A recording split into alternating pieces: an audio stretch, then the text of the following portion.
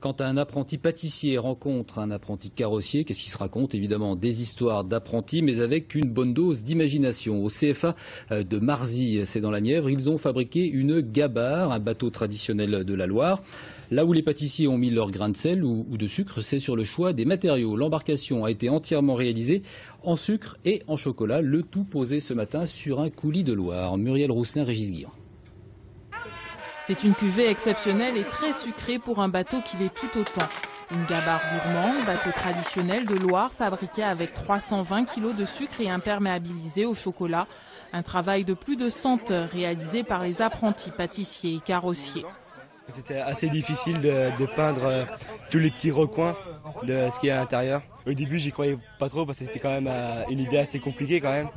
Parce que je pensais que la gabarre allait se casser ou un truc dans le genre ou qu'elle allait pas flotter. Il fallait faire gaffe de ne pas se brûler parce que c'est du sucre à 180 degrés. Donc on transportait sur une charriette pour l'emmener. C'était des grosses casseroles de 20 litres. Puis pas se couper avec le sucre, parce que ça coupe, c'est comme le verre.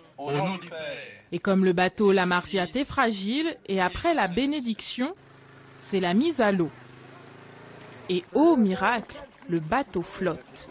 Les apprentis ne se sont pas trompés dans la recette de ce projet.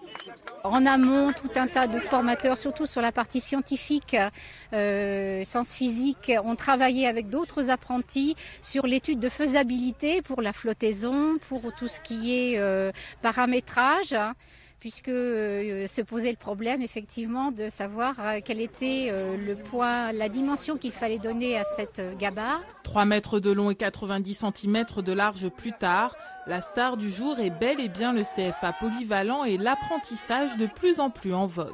C'est une préparation à la vie professionnelle, en sachant que tous les jeunes qui sortent d'un apprentissage ont une chance de trouver un emploi. Les statistiques au niveau national prouvent qu'on est entre 75 et 80% d'insertion professionnelle à l'issue de sa formation par la voie de l'apprentissage.